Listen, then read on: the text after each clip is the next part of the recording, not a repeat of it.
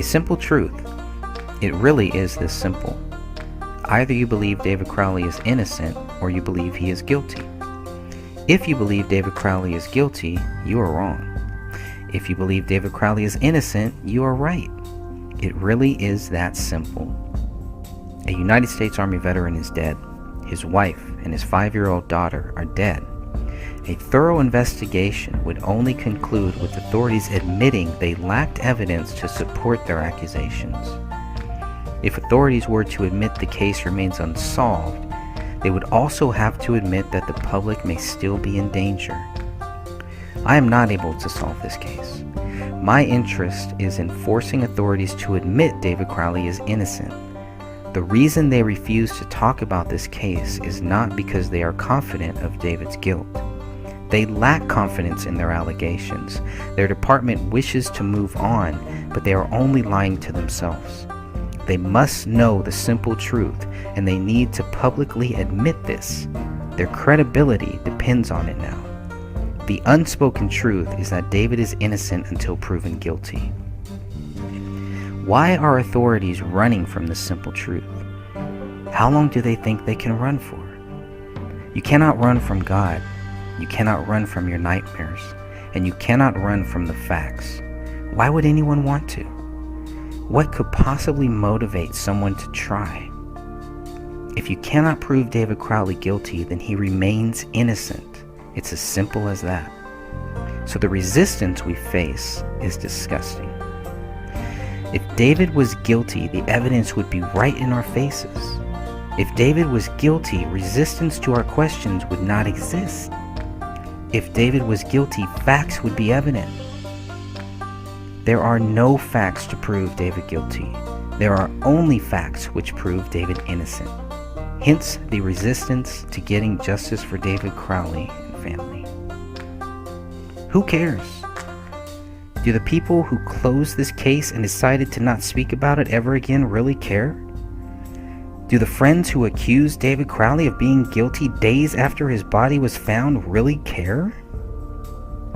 Perhaps they only care about spreading the accusations of David's guilt instead of researching the facts of this case. They don't seem to care about the facts which prove David innocent. Truth is a simple thing.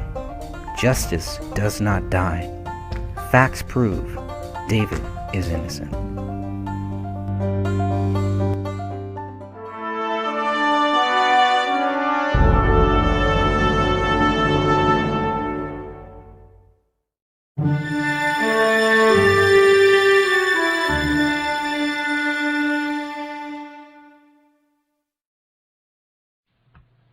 Hi YouTube, it's Catherine Michele, and I'm being joined today with William Rail. And about a week or so ago, he did a presentation with Greg Fernandez Jr. on forensic mycology. And during our conversation at that time, we had a larger panel with a lot of people discussing a lot of topics, and it kind of felt like this forensic mycology topic got kind of lost in the shuffle of things. And I really think that this is pretty interesting and very important. So here we go. I'm going to let William just kind of take over and explain to you what he found and what it means for the case. Hi, William. Hey, thanks for having me. So forensic mycology is it's one of those forensic tools that I feel is really, really underused, and especially after we did find in the autopsy reports that there was either mold-like or just full-on mold that was found on the bodies. Primarily inside is what they were talking about. That's the only area we actually got to see that they were talking about, rather. Unless you got to see the bodies, of course. But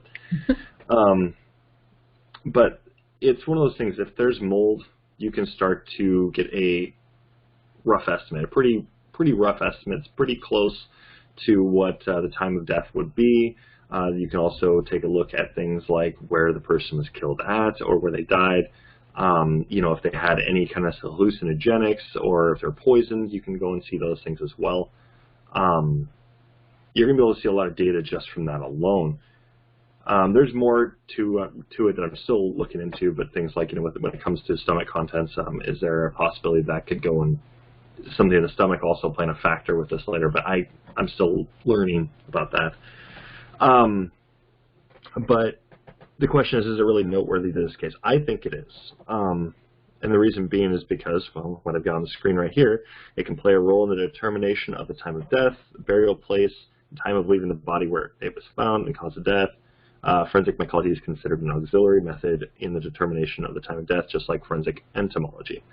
So while we know there was no entomology that was really done at the scene anyways, because, well, they couldn't, it was too cold. So mold can grow at really, really low temperatures, and it can also thrive in other temperatures as well, but it's going to be a lot easier in some cases to actually go and find some things off this than you would off of entomology. But once again, that's when entomology isn't going to be there, of course. But and until you actually, I'm sorry, I told you before this, I wouldn't interrupt you, and here I go. But before you actually mentioned this, I had no, I shouldn't say I didn't have any idea, but I never paid attention to the fact that mycology could be used, right along with other forms of determination and time of death. That is actually really interesting. Right. Right, and it's one of those things, like, until I had spotted the mold, I wanted to go and look into the mold. What could it be? And I started stumbling into basically the rabbit hole of, well, I'm going to have to learn about mycology. So I went ahead and I just did a couple weeks of research on it and discovered, okay, sure enough, this is really, really valid, especially considering the temperature in the household. It would have been roughly around 68 degrees the whole time. It would have shifted a little bit, either be down or up, depending on where you're at in the house. But there's a lot of different factors that degree is going to go and play in the case. And I think that the door being open was done on purpose. I don't think this is I mean, I know that we spoke when we spoke on Greg's podcast. I know Jamie had mentioned something about, if a dog, if the door was open, they really wanted to get out, they could just go and push it open. Well, it strictly depends on the condition of the door. If that door is really all that heavy, there's, like I said on that last podcast, my own balcony door, I have trouble opening. I'm a big guy. I can easily, normally just do something like that, no problem, but I could barely move it. So I know for a fact a little beagle is not going to open that door. We don't know the condition of the door. So, and a quarter of an inch is not very wide, right. So it might have been kind of hard for him to get his little claws in there and then push it. I mean, it's not like us. We have this ability to push things this way. I'm not sure a dog, Yeah, they're not going to really have that kind of leverage to really handle it. Thank you, leverage. That's the word. No problem. But the thing is, when I looked at a bunch of these reports, I just wanted to point this out. That's what this slide here is just showing you it's relative to determining time of death. All of these reports spoke about being able to determine the time of death. You got the other one I got right here, the fungal microbiota. I'm not going to say the whole thing, but fungal microbiota dynamics as a postmortem investigation tool. They state it right there, and they show that, they quote somebody from 2003, determination of the fungal groups to help establish the time of death. That was back in 2003. Well, the point I'm also trying to point with this is that's before David's death. They'd already been looking at forensic mycology well before he died. Yeah, a decade, more than a decade, yeah. Right, and if you consider how much we're advancing now in a lot of this type of technology, a year, you could easily be outdated within a year. It's not like a computer, like, a month later, all of a sudden now there's a new computer that outdates this one completely. But it's, within a year, you can easily have enough data to go and show all sorts of other things to go and prove something wrong or to further prove something. Well, you've got a decade on him right here. That's a lot of time. They're going to be pretty well established in their field. And then next one we got is the forensic mycology current perspectives. And what they say in the abstract is determination of postmortem intervals from mold growth on corpses and providing trace evidence linking people and objects to places. And I really wanted to have that part highlighted too, because they can trace people. They can link this person to this place real easy. just based on the type of mold. So that's why I'd say it's pretty important. We need to go and determine what type of mold was on the body.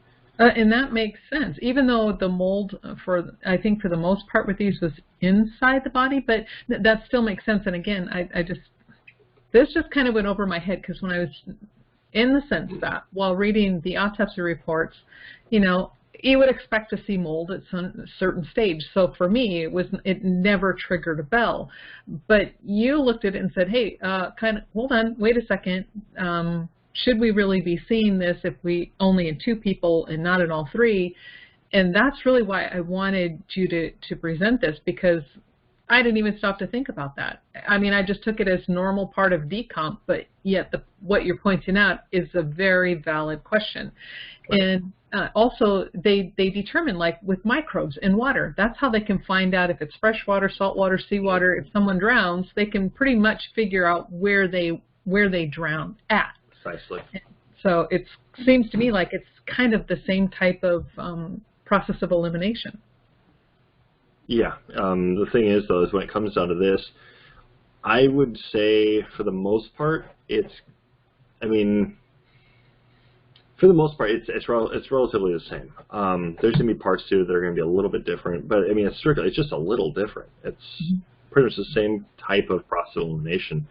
And that's why it's like I've got to narrow down to about 3 different species I believe this could be. And 2 of them I can really pronounce, but it's like 2 penicillium type species, and then the other one is an Aspergillus candida. That's what. Let me bring it up real quick. I don't remember exactly what it. Yeah, you have it right there. It's Aspergillus, penicillium, and Candida. Candida, that's right. Yeah, Candida albicans. That's what it was. Okay. Candida albicans. And that's one it's primarily white, but it can have a greenish color to it as well. And a lot of these, they can come in multiple different colors, which is the really interesting thing. But that also is determined by, well, where was it grown? You could even look at things like what process, or not what process, but at what point of decomp is this in? Is this early stage? Is this later stage? Then the color can be an indicator. Then you've also got what species it could be. It's going to be an indicator as well. There's like 2 of these reports actually go in depth about color and species. The one they did was in, I think it was Argentina or Venezuela, something like that. It was South America. They talked about it, and they were just pulling corpses from, I believe it was cemeteries, if I'm not mistaken, which is kind of like, that's kind of wrong, but okay, I'll go with it. You got a report you already done, well, I'll read it. But they were talking about like the different points of decomp. So you're looking at like, are they in the skeletonization phase? Are they bloating? At what point? And they found there was different species that actually thrived at these certain points.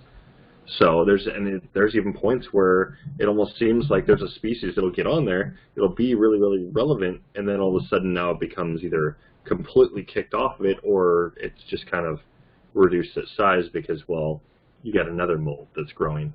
And that makes sense, because as the body's decomposing, the medium in which the mold is growing is changing. So it may favor one environment, but it's not going to favor this next one. So then the next type will then take over. Makes sense to me. Right. And so it's rather interesting seeing that too. So if you know what process or what point they are in the decomp process, then you can kind of determine which ones it could be. And we know they were roughly in the bloating phase right there. So we're just starting. Yeah. So we're looking at bloating is what we're looking at then. And it's because we're looking at bloating, we see how much is there. I mean, from what I could see on the bodies when I looked, it did look like Renee was the only one that actually had anything that we could see on the bodies. I know they didn't mention the autopsy report, but that's the part I'm still looking at. I'm like, this seems to match what they're talking about here. It's a little bit above the area where they were doing the where they actually said the mold growth was. So I did send you one. I redacted that one on purpose because there's a bunch of photos of a body, but they go over in detail about the mold and all this. But you can actually see on the inside, and it's pretty gnarly to look at. But it's really interesting to see at the same time on how it grows inside the body. So I wish they would have included, like measurements and things like this. Well, how large are these cultures you're finding here? But they didn't include anything like that, which is really, really unfortunate. So But yeah, just basically just this slide here is just basically say yes, it is used. It's the big thing here. Take away. And then next, of course, because we brought up the autopsy, we've got David and Renea's. They're the only autopsy reports we actually have that actually show there is mold, but it's post-mortem mold growth, and in case of Renea, mold-like growth. And they talk about where it was found, which is liver and biliary system. So, but I also wanted to go and, if you don't mind, I want to give a little perspective on this as well. There's this slide. This is an actual case they used during this the Forensic Mycology Current Perspectives report I found. So, but it says a young woman was found in a flat in West Yorkshire in January 1996. The forensic pathologist noted that there was some mummification and skin slippage, and it was necessary to determine how long the woman had been dead before her body was discovered. There was bluish green and gray mold colonies present, and that's the thing, they can determine a lot just by color. Mm-hmm. It's also really interesting with that. But and the West Yorkshire Police Support Service took swabs from these and then measured the sizes of the bluish green colonies. Then over a period of 28 days, the experienced medical mycologist studied the growth rates of the fungi on 2 artificial media at a temperature similar to those where the body was found, which is at 4 degrees Celsius, and at room temperature, which is around 21 to 24 degrees Celsius. After comparing the growth rates, the mycologist concluded that the death occurred a minimum of 3 to 4 weeks prior to January 16, 1996, when the area of growth on the right cheek was measured. Now, I'm not saying that's necessarily when, how long David and Camilla and Renee had all been killed, but it's interesting because they can narrow time down to a pretty good amount of time. I mean, yeah, that's still 3 to 4 weeks, but end of the day, they can get it down pretty close. I believe it's within about 48 hours, I believe. They can get it down to, or maybe it's 45 minutes, something like that. But they get it down pretty close to when the deaths occurred. So, but it just depends on the growth rates. Well, we know they didn't do anything with the mold. They just basically just stated, oh, there's mold. To me, that's really weird. Why wouldn't they do anything? And that's the question I've got, even for the AVPD and all this. Why didn't they, get any samples for this and get them tested? Why? Because that could easily go and narrow down time of death. You got no entomology there. There's no blood pools. There's nothing there, so why not get something that's going to be solid ground, or at least semi-solid ground, rather than this like shaky swamp they're standing on, with this case. So, all right, let's go to the third one. And this is what's interesting is they did the first test just to show this because when they're doing a lot of these types of tests, they like to go and show them in Celsius. I don't like Celsius. I like Fahrenheit. It's a lot easier for me to work with. So I converted them to go and see what it was like. I just want to point out, test 2, it was supposed to be 21 to 24 degrees Celsius. So this is like 69 degrees and up. But roughly, it's going to be around the same body temperature, or the same temperature. So, but you got test 1, 4 degrees Celsius. That's 39.2 degrees Fahrenheit, where that when that body was found. Then you get test 2, and they're finding it's around the 69 to 75.2 degrees Fahrenheit. Well, what do we got? It's a little close to the Crowley residence thermostat. So my question is why? Why does this temperature, why does it matter? Well, it's because of mold growth. Pretty obvious, that one. But this test, it shows that. It's around that same temperature, and they're finding these samples here based on this and all this, that they can basically conclude, the answer here. And great thing to note from this is, from that same report, this work contributed to a man being convicted of murder and sentenced to life imprisonment. So whoever did this, well, this should concern them right now. Now we've got this we can go off of.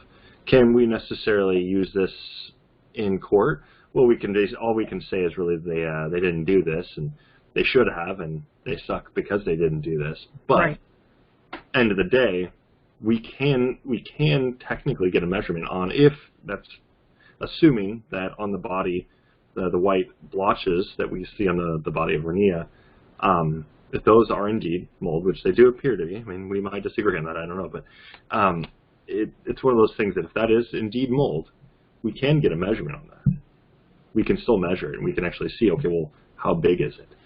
And then we can just go and there's studies out there. I'm sure we can go get a report and see, okay, at this degree, or we can even call somebody at this degree, at what's the growth rate of this. You know, let's just define the conditions. What would be the growth rate? I'm sure somebody's done a study on it. You know, is mold going to grow more prominently when a dog is around, right? You know, you got more bacteria, you got more things that are going on in the environment. Is this going to affect it? Yeah, and also, you know, the main difference between Rania and David and Kamel is that the area where it seems to be some white decomposition, mold, whatever, because the photo that I've seen, it just is not clear enough, but you can see there's something there. Was that, you know, enhanced because you have exposed tissue now compared to the other areas of the body where it's not exposed tissue. So, yeah, so there are a lot of variables here. But why are they called a mycologist? I think they would know that. And so why did not the AVPD take advantage of a mycologist and say, hey, you know, what's your take on this? Right. And it still bothers me. After I discovered all this, it just bothered the hell out of me. Because why didn't they use this? Yeah. You know, they had the tools at their disposal. You know, and you know, I know it all comes down to, end of the day, there will be budget. It'll come down to, sure, but end of the day, they could have done this instead of just, let's go and collect all this evidence. You waste all this extra time and money just on collecting this evidence, not to test it. Right. Why didn't they just do this? You know, we know there's a ton of evidence they didn't even test. You know, they just test a few things here and there, and they tested it for, you know, maybe one or two things at most. Which, yeah, that costs money, but, well, you didn't find anything, or you found results that were just showing, okay, well, it could be a good chunk of the population here. Some might say it's not a good chunk, but if you look at that chunk, it's like, that matters. Because then you have to narrow down, okay, well, how much could match in that area? Well, then we got to look. Well, if it's got all three of their matches, well, now you've got David, Rania, and Kamel. If it matches all three to some degree, or just Rania and David, for instance, well, now you got David's family. This is going to probably go and match with them too. You know, if you got another person's DNA in there, but it's not Kamel's, well, then you don't include anybody that Kamel could be related to in that area potentially. Now you've got other things that are going to go in there. Okay, well, why does this match somebody else? You know? Yeah, and you know, that's the key wording in those reports that a lot of people are it just seems to fly over their head.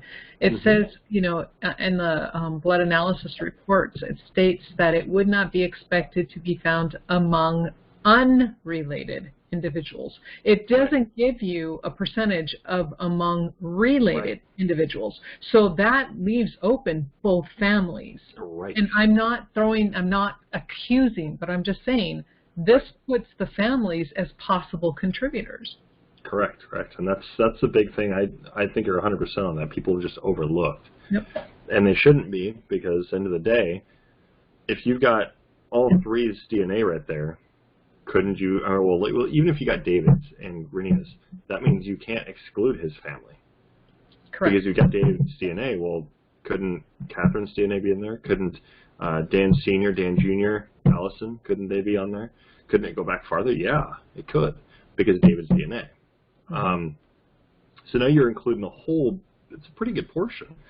I would not say necessarily of his family, but you're going to include a decent amount of people in that, and then you've also got the people that aren't, that can't be, you know, that are not family. Well, now I've got questions. Is now we're going to be looking at population density of Apple Valley, of just Minnesota, you know, things like this, of, you know, how many people could this be in that area? And you know, I just think there's just a lot of smoke and mirrors when it comes to this case too, though. So agreed. But the big thing to really state about this is, yes, it is noteworthy. And then we can determine two things with this. We can determine the order of the deaths, which we know would have to be Rania, followed by David, and then ending with Kamel. And then we've got the time of each death can be closely approximated based on growth data. It's not going to necessarily be 100% like this is when he died, but it'll be, or when she died or whatever, it'll be, you know, close, but it's not going to be 100%. So. And you know what you have there with the order of deaths. That's how I saw it when I very first started following this case, and I was basing that off of stomach contents and then the decomp rates in the autopsy reports. David definitely died before Kamel did, so and that's just scientific proof. It's in the autopsies. Right. Yeah, and as we were saying earlier, the big thing, people are saying they're following the science. Well, follow the science then. Yes. Science has already proven this is correct right here. You know, Rania died, then David, and then Kamel. It's literally that order. Yeah, and you can't. I mean, and this is the thing. There might be a lot of aspects in life that are not cut and dry in black and white, but with the medical, it is pretty much black and white. A head is a head, an arm is arm. You know, a bloat stage is not a skeletonization stage. An early decomp is not advanced decomp, which is what we see written in these police reports. Police go, oh yeah, they're advanced in a state of advanced decomposition. No, they weren't. They were early. So which means they had just died not long before their bodies were found. And yet they let this narrative drive. However, what does the science? The science is telling you straight off the bat, these bodies were here, not for very long, and here's what order. Boom, boom, boom. Right, right. And one last thing I want to show that I didn't put in my slide here was through this, I already posted this one up. This is already in the slides, but the part I've got highlighted here, it's those some species of fungi as Penicillium spp and Aspergillus spp are widespread. Colonization on a cadaver requires at least a period of at least 3 to 7 days. So if it's a Penicillium, we're looking at 3 to 7 days prior. And that matches, that'll go along with decomp of the bloating stage right there. Yes, so and exactly with what the medical examiner was telling us. I mean, I'm telling you, the minute he looked at that photo without stopping, because I only had just one photo that I ran off of a printer, okay? It was a poor quality photo and only the autopsy. So all I had. And I showed him the photo and I'm like, okay, how long do you think? And he goes, 4 to 7 days. He goes, 10 days at most, but I'm telling you 4 to 7 days. Right. And all of the information we're finding in what you just found says the same thing. Right. So, and like I said, if it ends up being a Penicillium species, which that's what I'm leaning on right now, then we're looking. That's most likely what it is right here. So, was it? And then we got to just look at basically colonization. At what rate were they growing? And at 68 degrees, that's going to be at one of those temperature rates that it's just going off temperature. It's going to grow. It's going to grow at a pretty decent rate, but it's not going to be like just full blown. Let's just go and get moldy, right? Let's get super moldy. No. We're talking. This is going to be something they're just going to be able to thrive. Yeah, and since you did this for Greg's channel just recently, I went and I did some research, and the research I found states that this mold starts to grow and it's visible within 24 to 48 hours. Right. Yeah, it's fascinating. That's the thing. That's why I'm saying there's a lot with this. This case is, the narrative is just, it's falling apart left and right. I mean, I would definitely say it's already molded over. I love that. Okay, one of my questions in your research, because I have like a few questions, one I think you might have already answered, is did you find what kind of environments encourage the mold to grow within the body? So a lot of it did come down to, from what I could find at least, a lot of it came down to really just temperature. But there is like certain environments like really, really dirty environments, like they're filthy, they're going to grow more. Why? Because, well, bacteria is going to be killing things, so there's going to be more decay.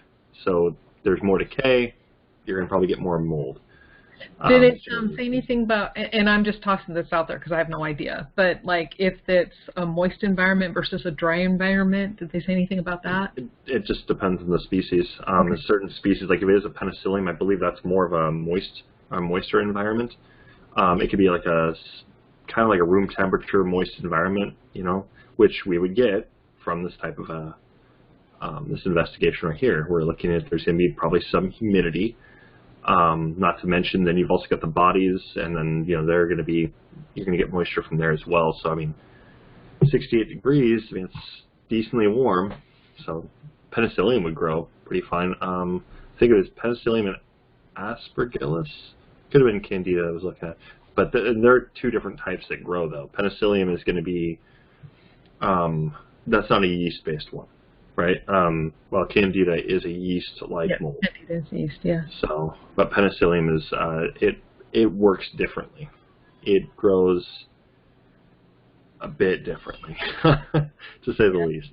So I haven't done enough research on that yet. So, but it's interesting because the more all of us are covering these different aspects of the case, the more this case is coming together. It's like now a picture is coming into play. It doesn't seem so scattered anymore. Right.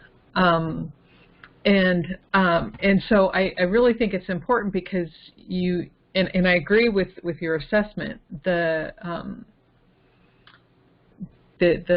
people who die, the order of deaths is what I'm trying to say, is so important because the evidence and the mold growth and the autopsies show that David died before Kamel.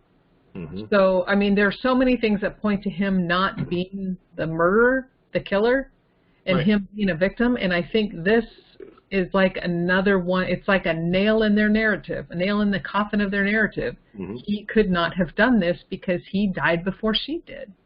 Oh, and we can do further than that. So we know there was the pack theory, right? Well, this shows that David didn't kill Kamel.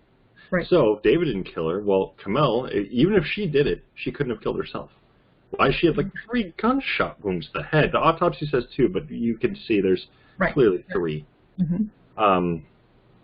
So, and she didn't write in her own blood on the wall after she's dead. Right. I mean, who shoots himself in the face a few times and then, I got to go and, write this in blood on the wall, and I got to go and, not to mention I have to go take out the trash of all this stuff, from, just doing all this right here. Got to take this out, make sure I'm alive still to, bring them back in and then just, go and die on the floor, Yeah. So that's normal. I mean, it's like the more this stuff comes out, the narrative, I mean, it was weak to begin with. It was barely hanging on by a thread, but now it's like it's just gone. Their narrative doesn't fit anything anymore, just none of it. Yeah, we conducted some blunt force trauma on this one for sure. I know, right? We did. We did. Oh, gosh. I mean, it's been beaten senseless, so, I mean, we know the narrative is just false. My question is, why would anybody keep beating the dead horse on this one? Not, no pun intended, of course, but why would they keep beating on it and saying, oh, no, the narrative is right. We could prove it wrong every which way.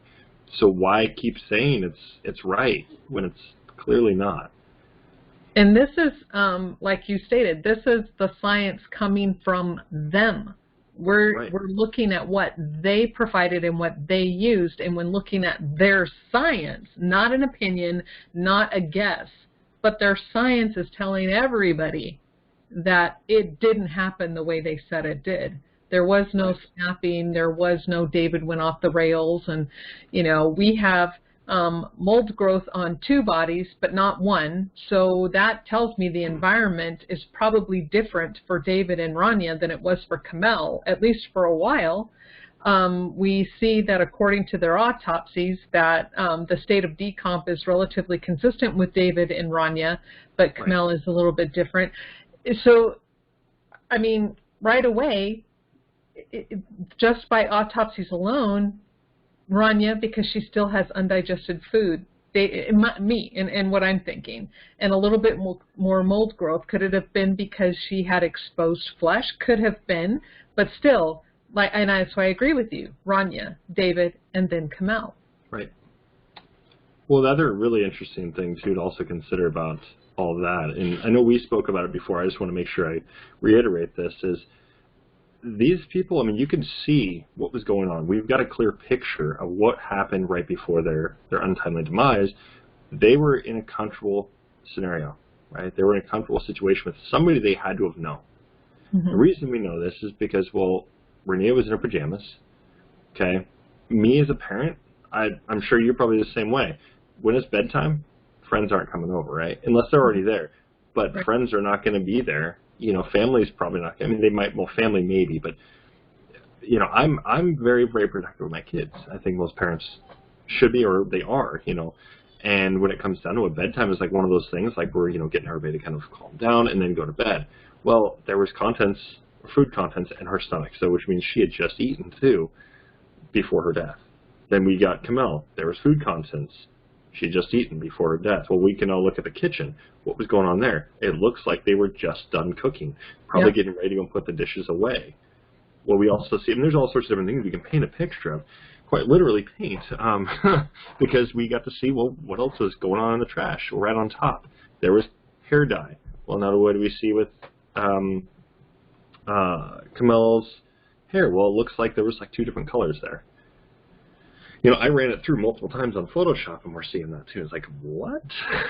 You know, I mean, with hair, I'm saying 2 different entirely, because you're going to have that spectrum on there where it gets lighter or darker, sure, and you might even see where it shifts a little bit in color just due to light. Well, and too, a lot of women will add highlights to their hair, so you'll have 2 different colors. And right. So, yeah. But that being on top, I was able to go and deduce directly which one it was. Mm-hmm. I could even tell you which brand and what color and all this is. We got the box right there. We know where this came from. We got the, I believe even the paper was up on the counter if I'm not mistaken, but we know there was all sorts of data right there. Mm-hmm. You know, we can paint that picture pretty clearly now of what was going on. This situation, we know there was no forced entry, therefore anybody else that would have entered, they would have been let in. Wouldn't have been a problem. Yeah, exactly. So this tells us that it was someone they knew. Right. It may be someone, did they knock on the front door? Did they come to the back door? Oh, hey, you know, we're here. Can you let us in for a second? And, you know, in the middle of dishes, she's like, open the door. What's going on? And then, you know, they could, and this is just a supposition, brandish a weapon and just say, okay, go get David. You know, and from that point, you're not going to be fighting. If you come up the stairs, if he's downstairs writing or in an office writing, he comes out and sees somebody with a gun to his wife's head, he's not going to be fighting him. You know what I mean? Right away, you've got him. Right, and whether this be a hostage-like situation, whether this be, you know, torture, we're not really sure exactly on what exactly occurred, but when we're looking at this, I mean, it does appear that there was a situation, I would definitely say it's probably similar to that. At the very least, if not the exact, you know, because, like I said, we already know that they were somebody they knew. Yeah. They opened the door willingly, no problem. If this would have been somebody they didn't know, and they saw somebody like that pop up, David, chances are, would have went to the door. Because if somebody they didn't want in the house, David would have come to the door. Yes. And we know this because, well, Camille she's a mother. She's going to go and be there for her child to go and defend the child. She'll be that last line if she has to be. You know, we know she was trained with the gun. Could she easily came to the door with a gun? It was somebody she didn't know? Yeah, easily. But she was probably out in the kitchen, probably busy either, you know, finishing up with her hair, or she was finishing, you know, she was getting started on cleaning up. She could have easily called to David. David came out. He didn't even have any socks or shoes on. He was comfortable. Yep. You know, this isn't somebody that was just outside, right? This isn't, no. This was somebody that he was probably in his office, or he could have been, you know, maybe he was downstairs. He was doing something, though. He was comfortable, and he was either relaxing or he was doing something. I would probably argue he was probably in his office. You bring up a good point. Yeah, I mean, the scenario it flows with what the evidence is telling us. Rania and Camille had eaten, and David was in a different room. They were already comfortable. Rania's getting ready for bed. She has her pajamas on. Camille's doing the housework. David is off writing, and he'll eat when he gets done. You know, because as writers, they don't always. You're busy until you're not busy, and you eat when you're finished. You don't take time and go, okay, dinner time, let me come out and eat. No, you'll eat after you're done writing for the day, or whatever the case may be. So yeah, they're like a family that's getting ready for their regular nighttime routine, and somehow that gets interrupted by somebody they knew. Right. And like I said, you know, this all goes back to this right here with mold, because now we can conclude a few things about what exactly, you know, time of death. So, because now we know David was killed after Rania, and he was killed before Kamel, he couldn't have done this. So it had to have been somebody else. So, so it blows away the pack theory, and it blows away the current narrative. So what happened then exactly? I would love the AVPD to answer that, because I know they can't answer it correctly, because they're still going with that crap narrative. Yeah, agreed. And I just wish they would talk. And it just seems like they all just would rather stay silent than help the public understand what really went down. And is it because they don't care? Is it because they made a huge screw up? And, well, we see where they screwed up all over the place. And are they just covering their asses? You know, and so they'll stay silent so the public doesn't know how badly they screwed up on this one? Or do they have a different idea and they're just keeping their mouth shut and waiting until? We don't know. Right. I think that's 100% right there. So hopefully we'll get some answers, but I think it's fair to assume they're probably going to go and just keep covering their butts on this because, well, they're wrong. So, you know, right. Oh, and I went through my notes, and you did answer my other two questions during this. And one of them is, okay, the environment that the mold grows, how long does it take for the mold growth to begin? And then according to how long could the bodies have been lying there, which you already talked about, and you answered all of that. Is there anything else you wanted to add? I know this is going to be a little bit short, but I just really felt this was super important, and you know. I mean, that basically covers everything I've got. I do appreciate you, bringing me on tonight. I totally appreciate that. Well, thank you for coming on, and I hope you guys out there on YouTube and those who are following us, I hope you guys, if you have questions, please write them down. If you have a comment, you have a thought, leave it down below in the comment section. We're finding that oftentimes, sometimes just the most basic of thought, or what you think is the basic, oh, okay, that just kind of struck me as odd, oftentimes leads us down a really good path, because if this hadn't struck him the way it did, we wouldn't have been putting this together, or we probably would have, but it would have been farther on down the road. But because William followed up with, well, okay, well, this is kind of weird, let me look into this. Now we have more proof, scientific proof, that David died before Kamel. Yeah, we're just following the science, so hopefully some other people do the same. Okay, William, you want to tell everybody your channels and before we sign off, so they know where they can find you? Yeah, you can find me on YouTube. You can look me up by William Rail on YouTube. You can always find me as Strange Investigations on there as well. On Rumble, Odyssey, and BitChute, it's all Strange Investigations. You can just take a look for Strange Investigations, you'll find me. And then on Twitch, it's twitch.tv/Strange Investigations. Okay, and I'll get those links from you, and I'll put them down below in the description box as well. And so you guys definitely check out William's channel. He covers a lot of different stuff. It's interesting, and oftentimes he'll do live streams on Twitch, not just gaming, but he'll do cases. And I've jumped on there once before, and you know, he will answer your questions live as he's doing the stream. And so definitely check him out. And thank you guys for joining us today. And again, if you have any questions, any comments, any thoughts, please post them below, and we will see you next time.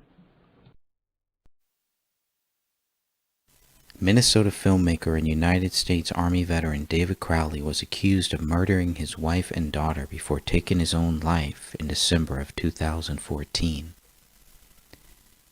The Apple Valley Police Department suspects the bodies were inside the Minnesota home for 3 weeks after they were found by neighbors on January 17, 2015. Within 24 hours of finding the bodies, authorities assumed this was a double murder-suicide. The culprit was deceased, and the public was not in any danger.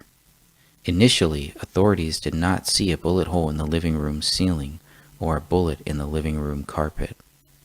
These were two of the most important items in the case, as they were tied to David Crowley and his daughter.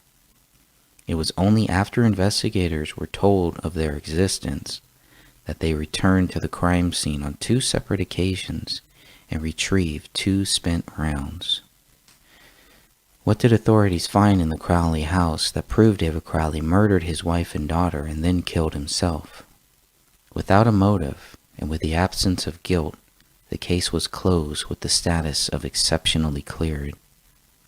If David is truly guilty of this crime, then authorities should be forced to prove their theory. The gray stage exists solely because of the official conclusion as stated on page 92 of the Apple Valley Police Reports PDF. With the conclusion of the review of digital devices, Detective Brian Bone reported on October 7, 2015, there is no other information available for further investigation. Throughout this investigation, the AVPD has not discovered any information or evidence that shows anybody but David is the perpetrator of these crimes, including the killing of his wife, child, and himself.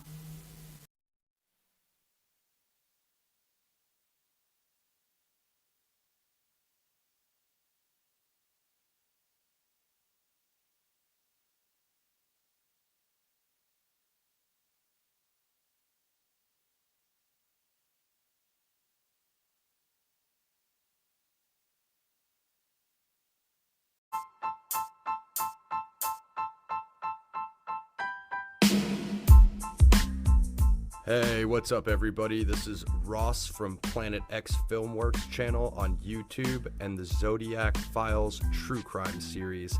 Check it out, and shout out to Greg and the Gray Stage channel. Their content is amazing.